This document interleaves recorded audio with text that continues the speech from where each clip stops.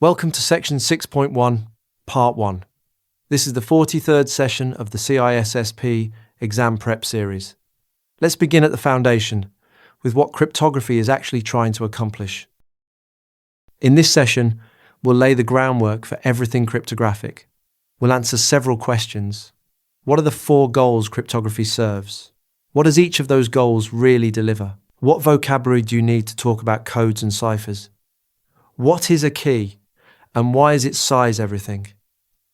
And should the algorithm itself be a secret? Why does this matter beyond the exam?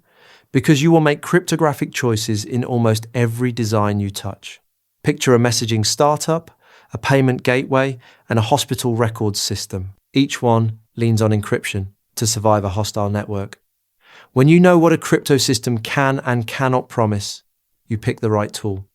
When you do not, you ship a false sense of safety.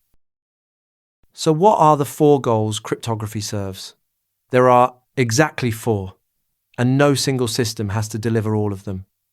The first is confidentiality, keeping data secret. The second is integrity, keeping data unaltered. The third is authentication, proving who someone is. The fourth is nonrepudiation, making an action undeniable. Think of these 4 as a menu. You choose the ones your situation actually requires. What does confidentiality really protect? It protects secrecy across 3 different states of data. Data at rest sits still, on a drive, a backup tape, or a cloud bucket. Data in transit moves across a wire or a wireless link between 2 systems. Data in use lives in active memory while a process works on it. Each state faces its own threat, from device theft to eavesdropping to a rogue process. Picture a diamond. It needs a vault at night, an armoured van on the road, and a watched counter while it is on display. What does integrity really protect? It protects the accuracy of your data. Integrity gives the recipient confidence that a message arrived exactly as it was sent. It guards against the third party inserting false content, against a chunk being deleted, and against random corruption in transmission. You enforce it with a digital signature, an encrypted fingerprint of the message. The receiver checks that fingerprint and knows nothing was touched.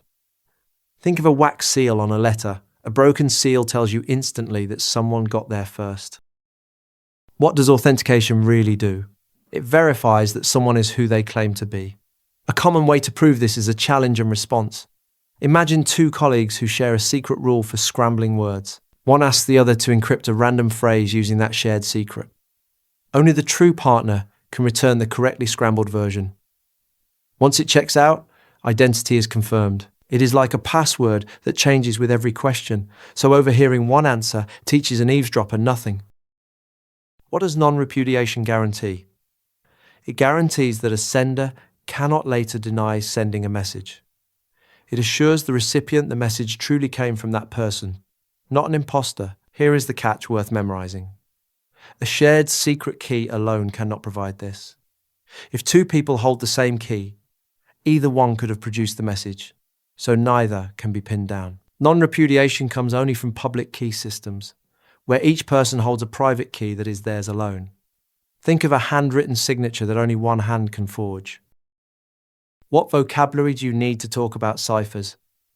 Just a few core terms. A plaintext message is the readable original. You run it through an algorithm to produce ciphertext, the scrambled version you send. The recipient reverses the process to recover the plaintext. The art of building these systems is cryptography. The art of breaking them is cryptanalysis. Put them together and the whole field is called cryptology. Keep this small dictionary handy, because every later topic reuses it. What is a key, and why does its size matter so much? A key is really just a number, usually a very large binary one. The key space is the full range of values that key could hold, and it is set by the bit size. Add 1 bit and you double the number of possibilities. So a longer key means an attacker guessing values by brute force faces exponentially more work.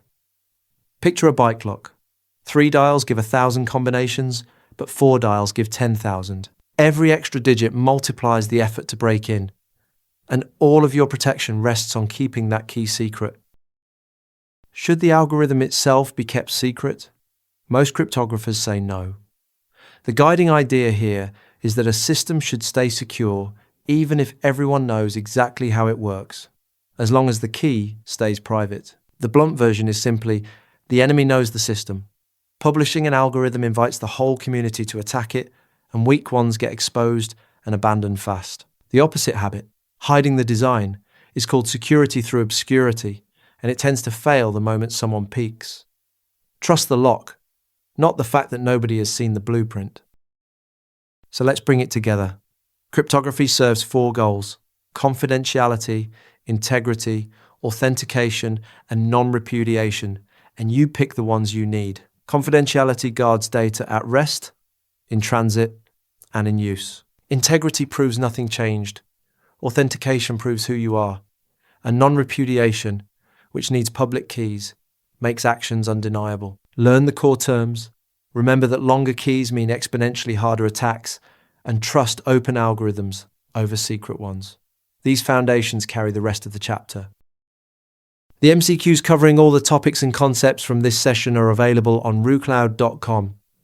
Practice the chapter-specific MCQs before moving on to the next session. Thanks for watching.